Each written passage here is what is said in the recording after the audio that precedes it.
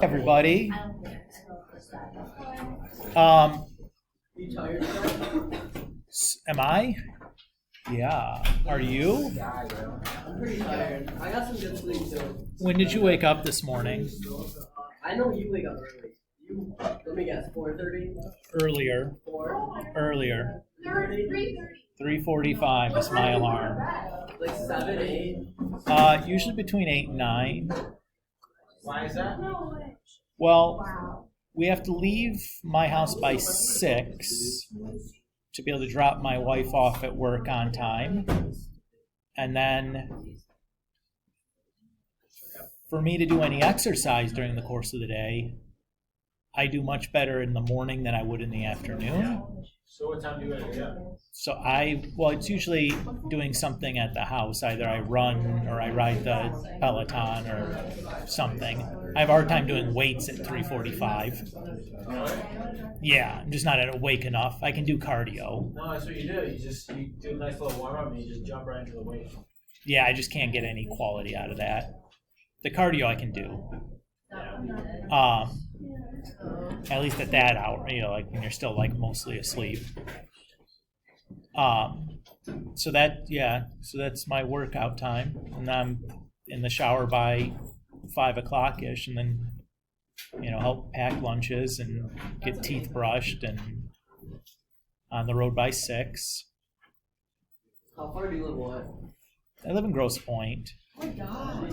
I was just there yesterday for the game. That's wild. So it's pretty far. You don't want to think anything about it. It's a bad time to buy and sell a house. Yeah, that's true. I feel like. Well, selling a house, it's not a bad time. Buying a house, it's a bad time. Yeah. The interest rate is terrible. So, nope, we're living where we're living for a while. Did we miss a lot on our senior service? Well, we talked about. Remember how we skipped 1.8? Yeah. We did the 1.8 while you guys were gone. Okay. The video for that is on My Notre Dame. I would encourage you, if you're gone, to go back and look at that. And then we assigned Chapter 1, Worksheet 1 as a homework from that. Now, what was the lesson, guys? It was like 50 minutes maybe or something is what I talked about. And then the rest was just time to work. So it wasn't like 80 minutes that you missed. Still a lot, but could have been worse. So what we talked about were these types of transformations, and then like the way to kind of predict what that transformation is going to do. So we talked about like, okay, here's an example, and how do we tease out these values, and how do we use those to make our prediction? Then we gave an example of, okay, like here's a function and we want to do these kinds of transformations to it. And then we talked about, okay, how can I use this to do graphing? And we have like, this is our transformation map. So if I'm given some f of x defined as some points, how do I transform them to get like my new function? And you just showed how to grind through and do that. But those are like the 3 skills that we talked about yesterday, or last time, I should say, not yesterday. I mean, I talked about it yesterday again with 6th and 8th hour, but you guys missed Tuesday. So today, what we're going to do is we're going to kind of do basically the same thing. We're just going to do it with the trig functions. So I'm going to start by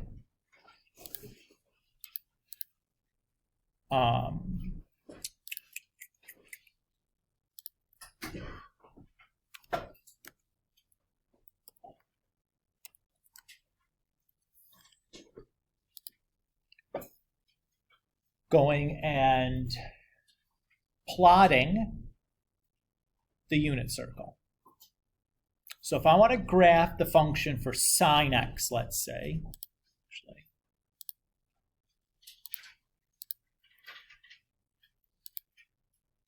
the x coordinates that I'm going to graph are going to be the angle measures.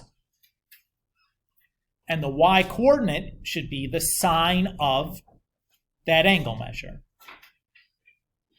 So if I go and I look at my unit circle, pull that one of those up real quick.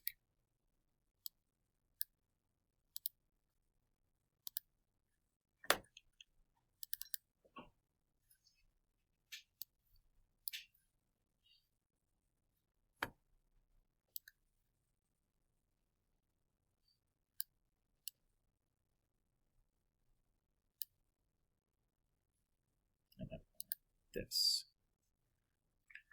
Boy, that's inconvenient. All right, well, the best we can do. All right, so I'm going to start by graphing the unit circle.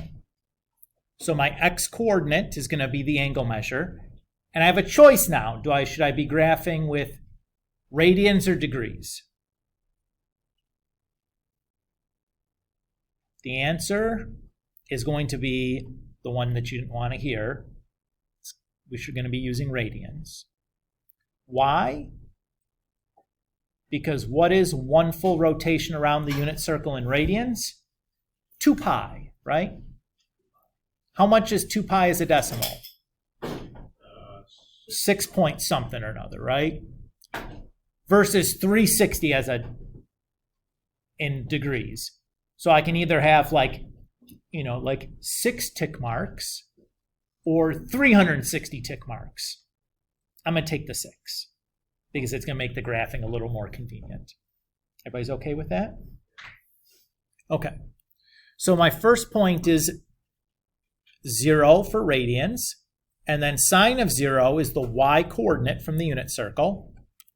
So we have 0, 0. And let's use a different color than purple or something. The next one I have pi over 6. And the y coordinate there, sine of pi over 6 is 1/2. So notice on the left as I'm just like plotting the points, right? You see them coming in purple. Then I have pi over 4. And square root 2 over 2 is like 707. And then I have pi over 3. And square root at 3 over 2 is 0.866. And then I have pi over 2, and the sine of that is 1. And then I have 2 pi over 3, and the sine of that is 0.866. And then I have 3 pi over 4, and the sine of that is 0.707. And then I have 5 pi over 6, and the sine of that is 1/2. Then I have pi, and the sine of that is 0. And then I have 7 pi over 6, and the sine of that is negative 1/2. Oops, negative 1/2. And then I have 5 pi over 4, and the sine of that is negative square root 2 over 2, and that's negative 707. Then I have 4 pi over 3, and the sine of that is negative 0.866. And then I have 3 pi over 2, and the sine of that's negative 1. And I'm just going to kind of keep going.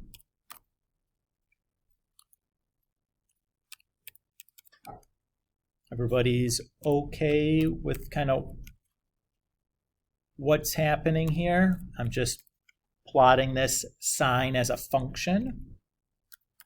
So 11 pi over 6, and then negative 1/2.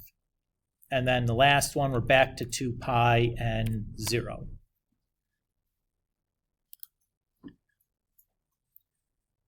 So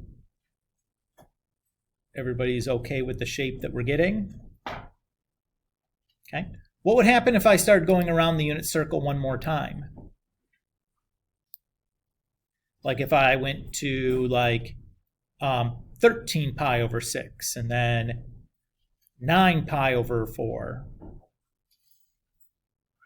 it's just going to go over again, right? Because those things are coterminal. So this is a function that's going to repeat itself over and over and over again, right? Can everybody see that? So if we graph this on our calculator, if I do the graph of sine of x, change my mode to radians, and then we'll graph this from like 0 to, let's do 10 pi. And I'll make the tick marks just by pi's or something. So there'll be 10 little tick marks there. And we'll go from -2 to +2, just going up by ones. If I hit graph on that, look at the sine function just repeating itself over and over and over again, right? Everybody see that the graph is like, looks like a wave that just looks like it repeats over and over and over again. Okay. So let's start talking about that part.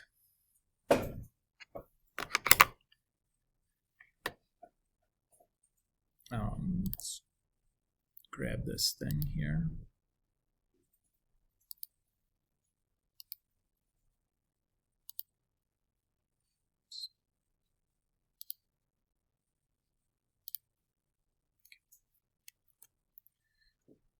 There's my sine function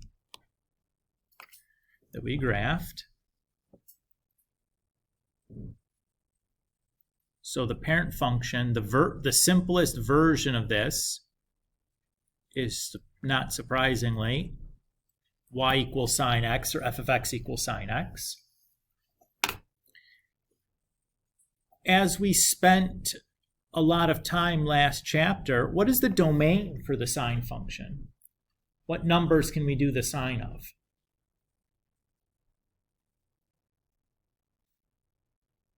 Spent a whole chapter doing this. What numbers can we do the sine of? All of them, right? We spent like a whole chapter building this out. Prior to this in geometry, you could only do angles between 0 and 90 degrees. By the end of chapter 2, we could then do sine of any real number. Oh, it's raining there. Bless you.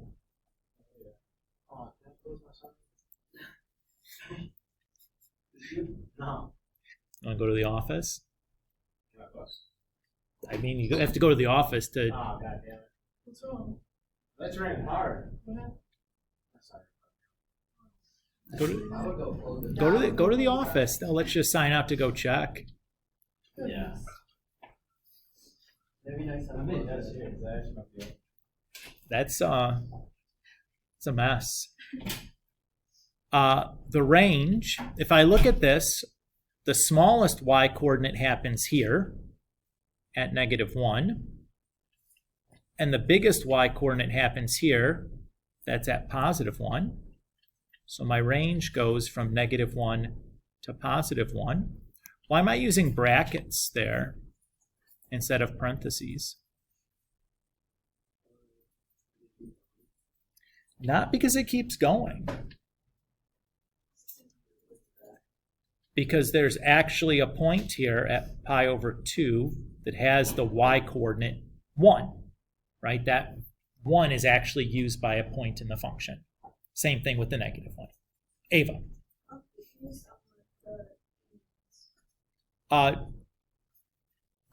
Then don't worry about it. Is it like f(x)? No, it just means x is a member of the set of numbers between -∞ and +∞. So the e just means member of the set. That's all. But it doesn't really matter.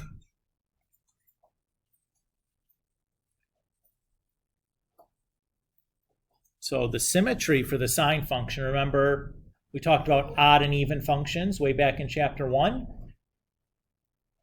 Sine is an example of an odd function.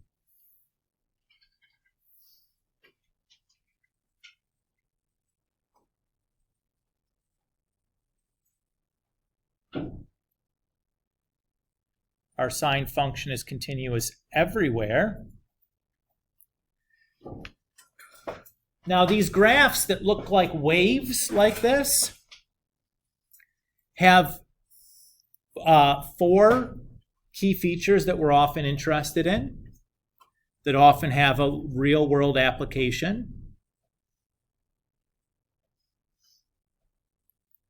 That's the amplitude, the midline,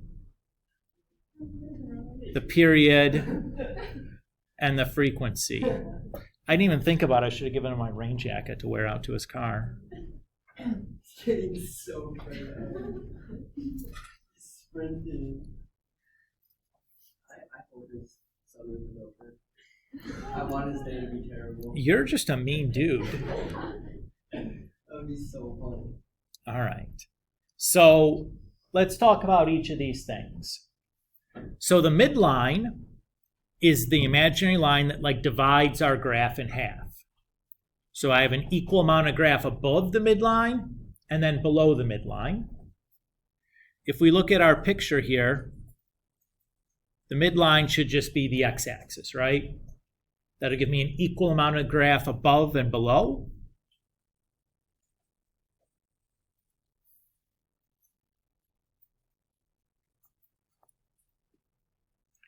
The amplitude is the distance from the highest or lowest point back to the midline. Well, that's just 1 unit, right? Yes, Ava? I'm gonna write the definitions here in a minute. I just wanted to like draw it on the picture because usually that's a little bit easier.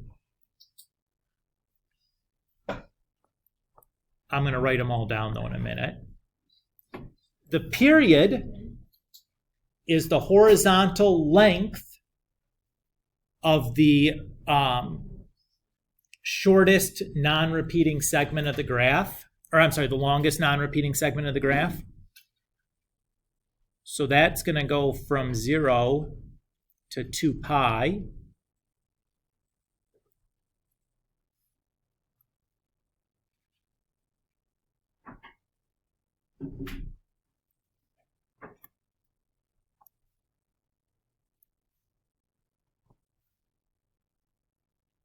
So the distance from 0 to 2 pi is just 2 pi.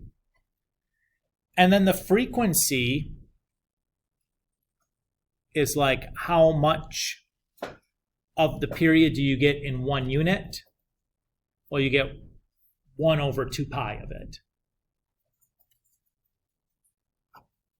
Right, so like in 2 pi, you get 1 frequency.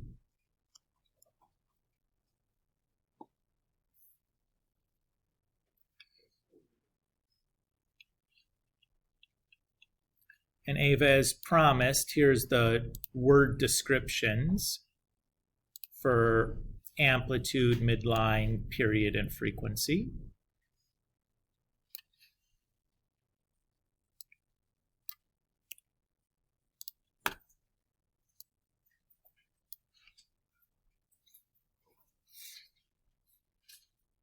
So those are the word definitions for amplitude, midline, period, and frequency.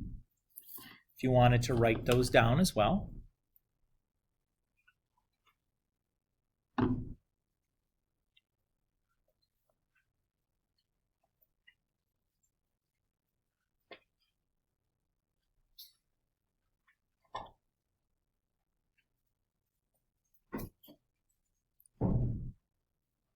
Now, if I do the same exercise with cosine,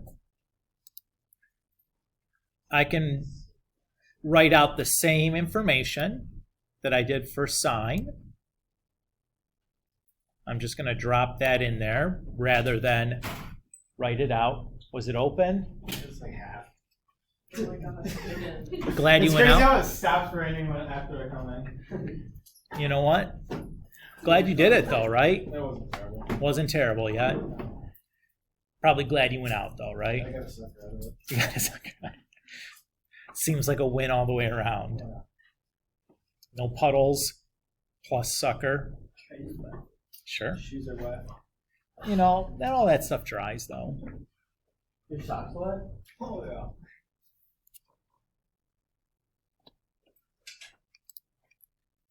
So if I look at the same information here for cosine, notice the graph of cosine looks a little different, right? Instead of starting at 0, 0, like sine does, cosine starts at 0, 1. But otherwise, it looks like the same shape, right? It just looks like it's been translated, you know, a little bit to the, to the left.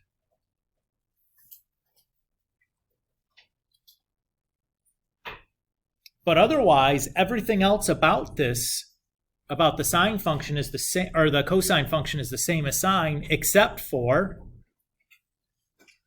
the symmetry, where cosine is an even function and sine is an odd function.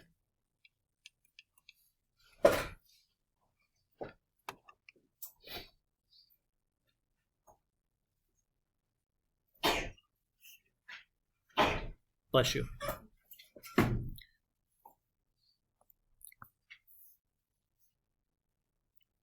So far, so good. So now we know a little bit about the shape of sine and cosine. Let's now relate this to what we talked about last time with this idea of parent functions and resultant functions. So for the parent function, y equals sine x, I get the resultant function, y equals a sine 1 over c x minus h plus k, or likewise for cosine, it's the same thing except I have a cosine instead of a sine.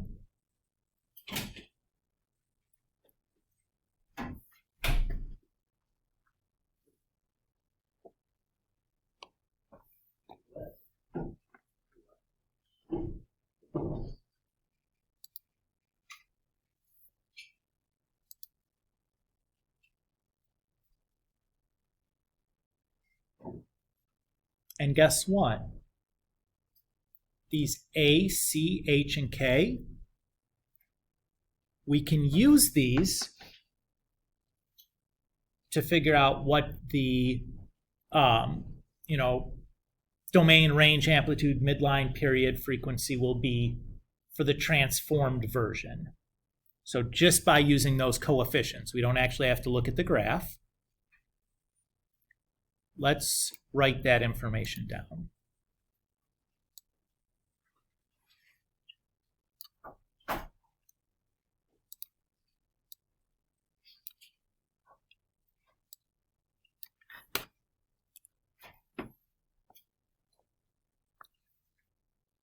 This information here, you should memorize, or at minimum, this should go on your note card.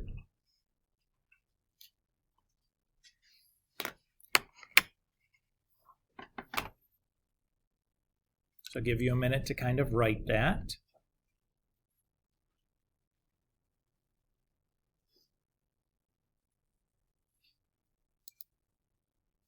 So again, stuff that you should memorize, or at minimum, goes on your note card.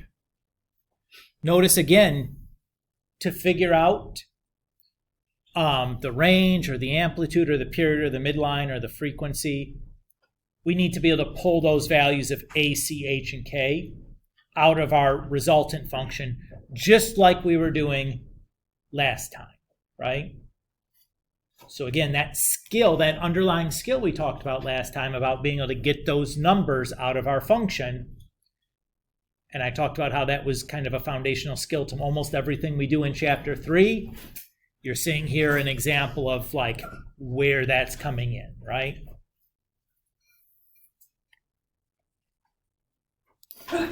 Bless you. Bless you. One more. One more. Bless you. I knew there was going to be at least one more. No, that's it. Nico's always good for at least 3 sneezes. At least. At least. So let's do an example now using those formulas we just wrote in. So given the parent function f of x equals sine x, find the transformation for the resultant function, and then list the domain, range, amplitude, period, and frequency.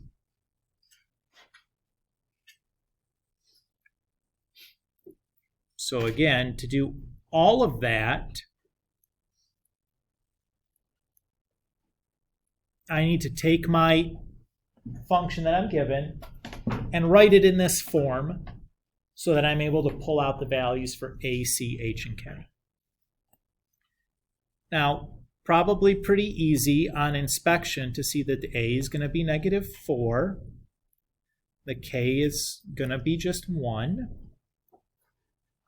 Everybody's okay there? But to get the C and the H, we need to do a little bit of extra work there. Everybody's so far okay?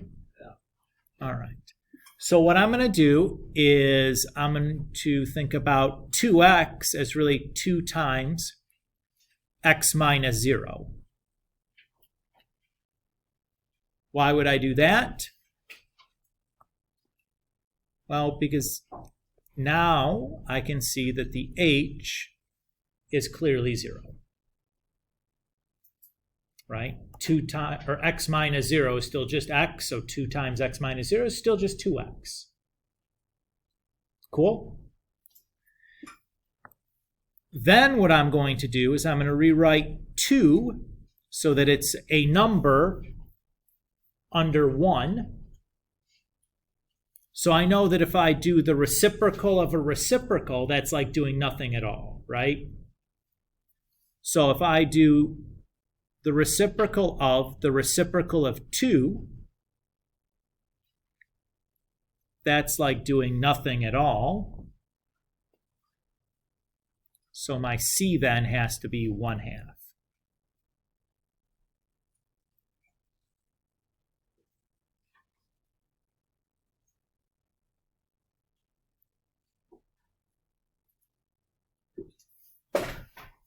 So in summary, my A is -4, my C is 1/2, my H is 0, and my K is 1. So far, so good.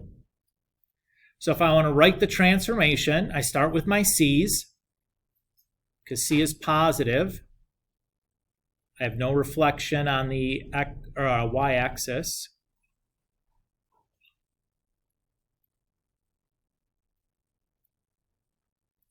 Because the absolute value of C is less than 1, I have a horizontal shrink by a factor of 1/2.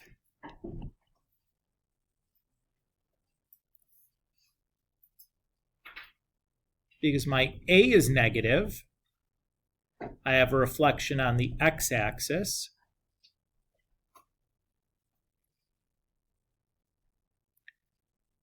And because the absolute value of A is greater than 1, I have a vertical stretch by a factor of 4. Since H is equal to 0, I have no shift left or right.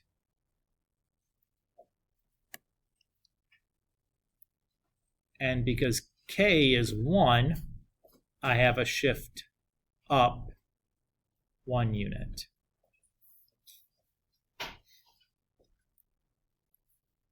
So that was the first part that it asked for. Everybody okay with that? So it asked to describe the transformation, and then it wanted the domain, the range, well, that's embarrassing.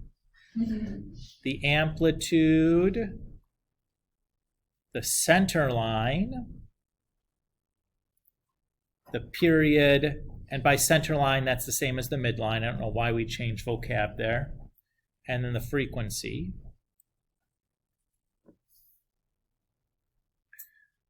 So if I go back and I look at my chart for sine, the domain is always all real numbers.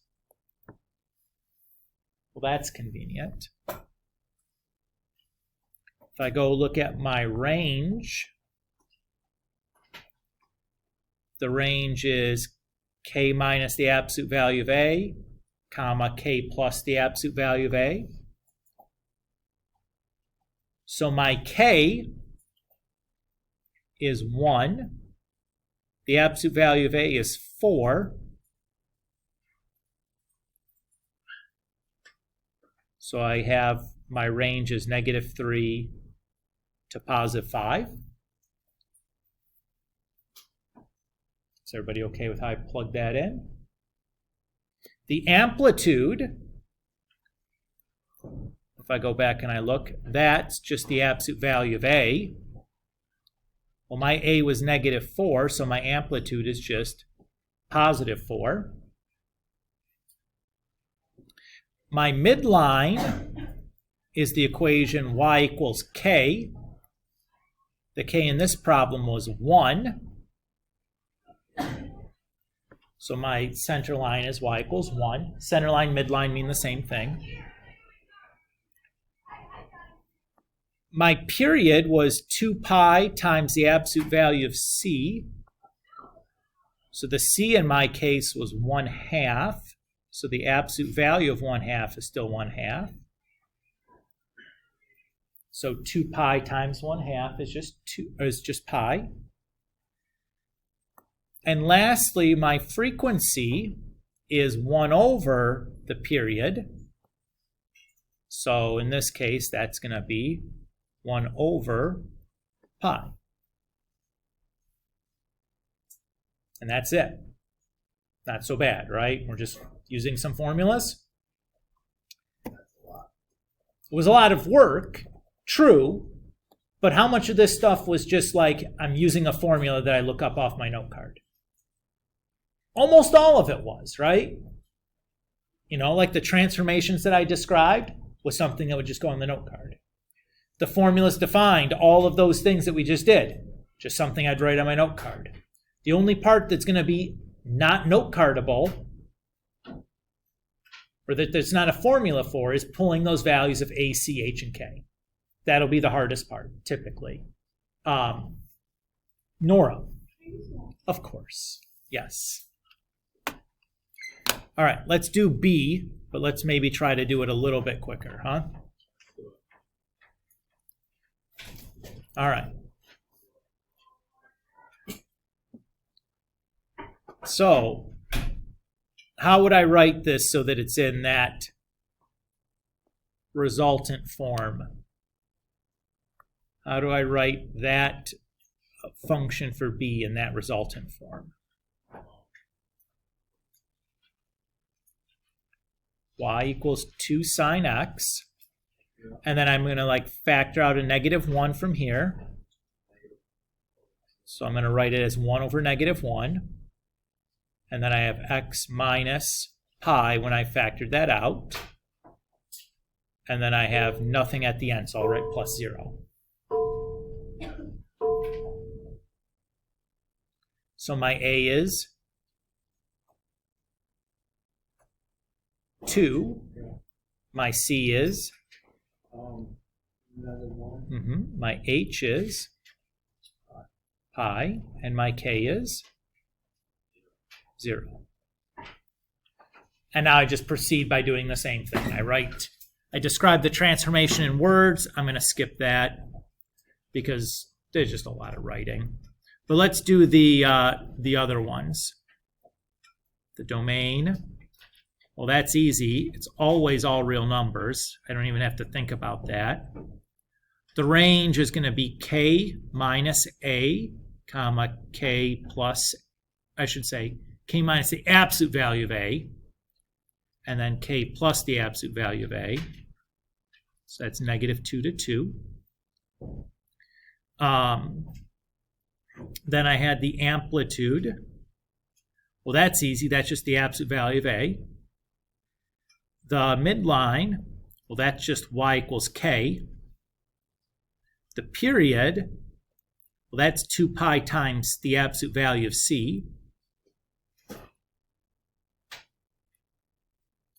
That's just 2 pi again. And then the frequency, that's just 1 over the period. So 1 over 2 pi. And I'm done there.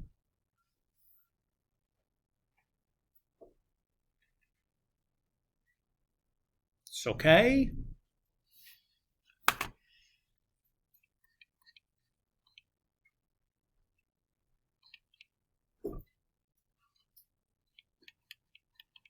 Okay. Let's do this last one's the trickiest one. I'm just going to have to go down here.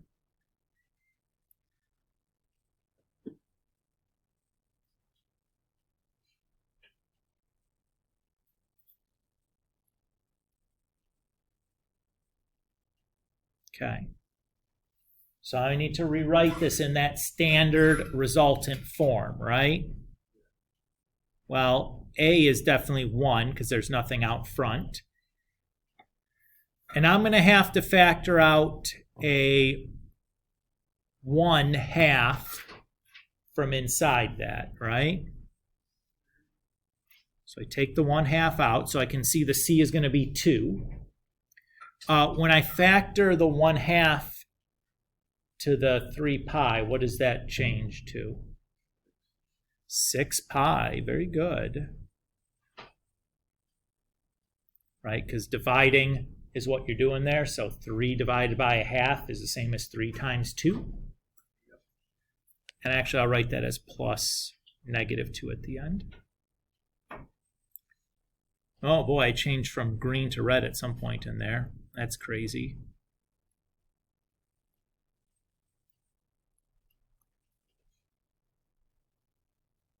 So there's my A, C, H, and K. And I'm going to skip the rest of this just in the interest of time. Everybody's okay? We did the hard part. From here, just plugging stuff into formulas, right?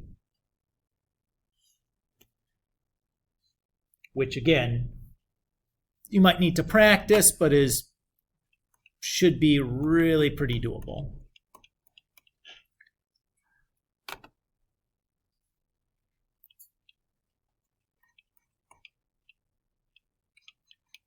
All right. Let's talk about now graphing.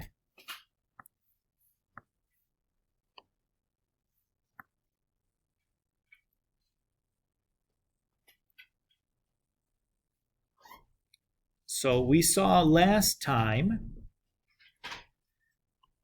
that for some parent function that we'll say y equals f of x, if I have some point xy and I transform that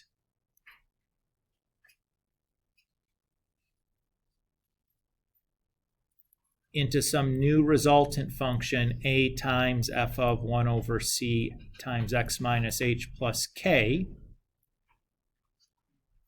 I get my new points by doing c times x plus h, a times y plus k. Right? We had that from last time. Again, this is something you'd memorize or at minimum would go onto your note card. Now, if you already highlighted that from before, you don't need to do it again, but just reminding you. Mostly for the kids that weren't here last time. So if our parent function is, say, sine x, or even cosine x, the question are, what points should we be transforming?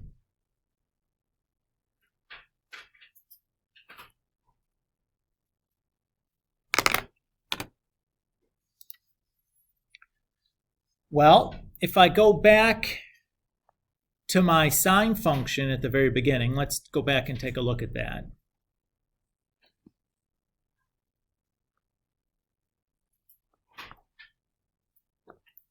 Let's say we'd want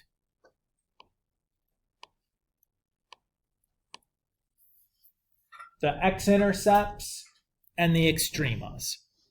What do you guys think? That's probably enough to draw a picture from. We don't need all the stuff in between. We just need to know, okay, where are we crossing the x-axis? Where are the high and low points relative? And that should be enough, right? So I've gone and collected that information all together into one place. Just find the document so I can drop it in here.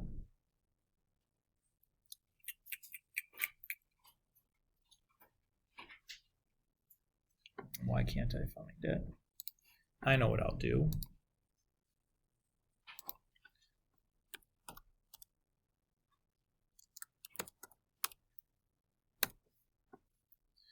There we go.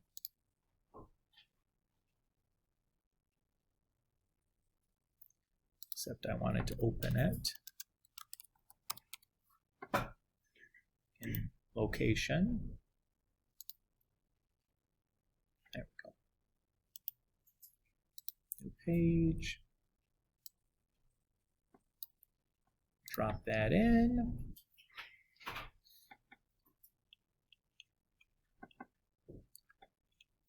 So for sine and cosine, these are the key points that we're going to be using. So sine is 0, 0, pi over 2, 1, pi 0, 3 pi over 2, negative 1, 2 pi 0. And for cosine, it's 0, 1, pi over 2, 0, pi negative 1, 3 pi over 2, 0, and 2 pi positive 1. Do you have to memorize that? No, I'll give it to you on the test. I wouldn't expect you to memorize those. Okay. But that's what we're going to be using. And again, we picked those values because those are the minimums, maximums, and x-intercepts for one period. Okay. So let's say we want to graph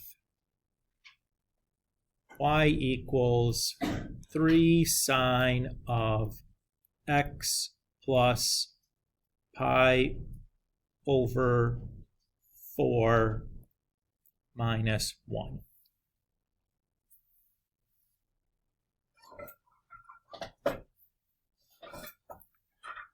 The first thing I'm going to do is I'm going to identify the values for A, C, H, and K.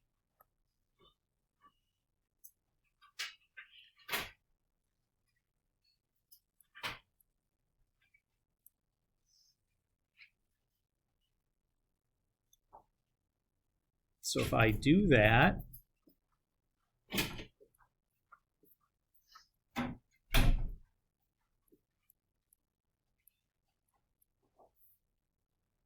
should be able to see pretty easily that A is 3,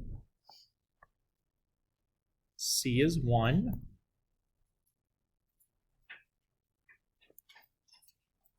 H is going to be negative pi over 4, and then K would be negative 1.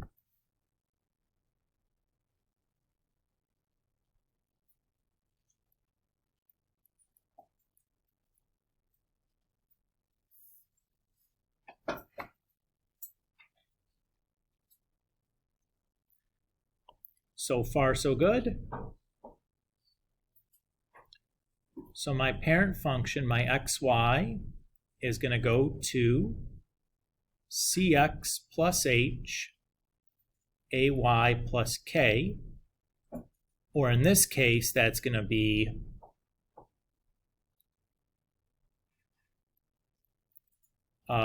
x minus pi over 4, comma, 3y minus 1.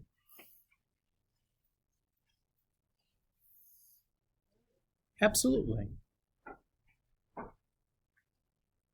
So I'm going to go ahead and take my key points for sine.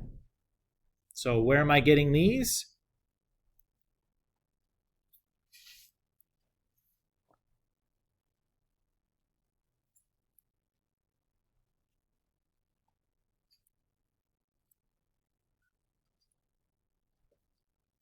And I just pulled those from the worksheet, from that reference sheet that I just showed you, that I just dropped into OneNote. So now all I'm going to do is I'm going to plug the x into the x in my formula, and then the y into the y in my formula, and simplify.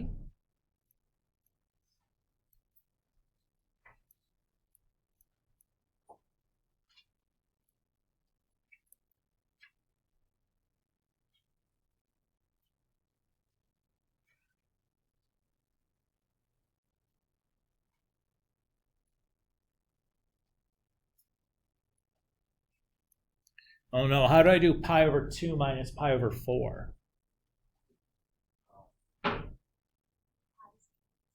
Nope. Nope. Because they're being subtracted, not multiplied or divided. You make a common denominator. What would the common denominator be between pi over 2 and pi over 4? 4. So pi over 2 becomes 2 pi over 4? So pi over 4. Yes. Very good. Oh no, fractions!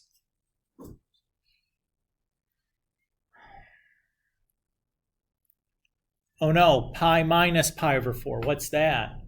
Pi over 1 is 4 pi minus pi. So it's 3 pi. Over 4. Right? Basically, you think about it as 1 minus 1/4. That's 3/4.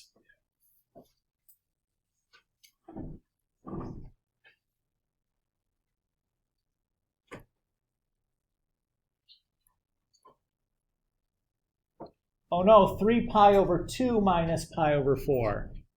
Oh no! Who sees a pattern with the x's and can figure out what it's going to be without actually having to make any common denominators? Yeah, if I notice that my x coordinate, I'm just adding 2 pi over 4 to it each time. Yeah. So this one should be 7 pi. 7 pi over 4. I don't really, I mean, like, yeah, I'm going to write it down, but, you know.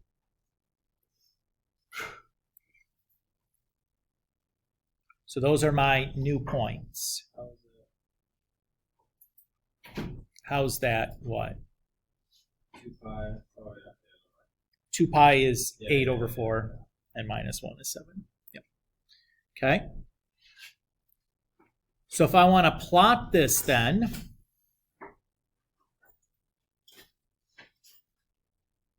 let's use a different color here.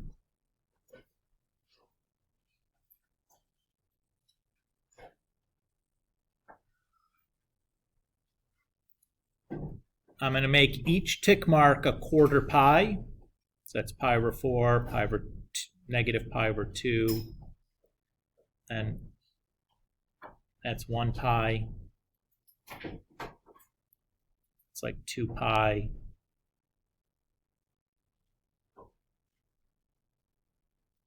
It's like 3 pi. It's like 4 pi.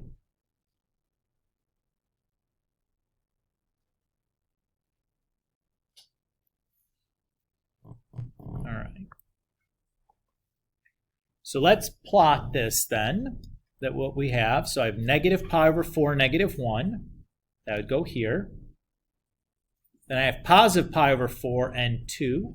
It's going to go there. I have 3 pi over 4 and negative 1. That's going to go there. 5 pi over 4 and negative 4. That goes down there. And then 7 pi over 4, negative 1. That goes there.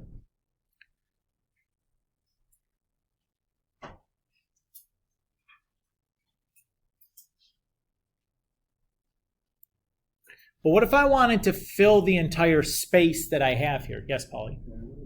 Certainly. What if I wanted to fill the entire space that was provided here?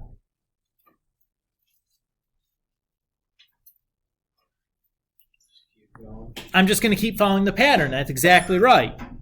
So the next spot, I'm going to go 2 units over, but then I'm going to go up to the maximum and go 2 units over and back down to the midline. 2 units over and then down to the minimum. 2 units over, back to the midline.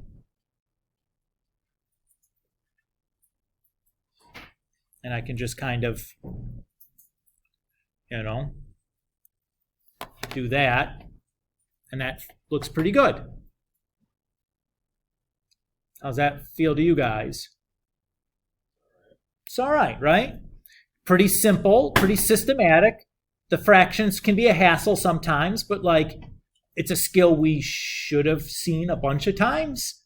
It's just one we have to sharpen back up at because it's probably been a while since we've had to deal with fractions repeatedly.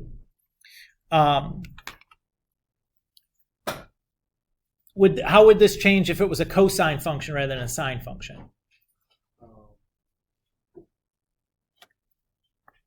The only thing that would change is the key points are different. That's it. Everything else that we did would be exactly the same. Don't even care about that. It just the key points from our reference sheet are just different than the sine ones. That's all. So I'm just using those key points. What about tan? It's on here somewhere. Where is it? Maybe it's the next page. They're in there. There they are. We'll talk about tangent in the next section, but we have a bit to do still here before we're ready to talk about tangents. But that's the idea for today. You guys should, for homework, work on this chapter 3 worksheet 1. So notice on the first one, we're just asking for the amplitude, midline, period, frequency, and the transformation, just like the first examples. And then we're graphing, just like we did in the second examples. What do you think capital A is? Amplitude. M is midline. P is period. F is frequency. So we're asking you to do that, but draw the graph also. But it should be pretty easy. I think I'm done talking here. I think you guys can spend the next 25 or 30 minutes here, whatever we have left, starting to work on this. I think this is a good enough mouthful for today, particularly for the seniors that are just coming back that have, another one in front of this to worry about also. Sound good to you guys? Okay. I'm going to stop talking then and let you guys get crack-a-lackin'.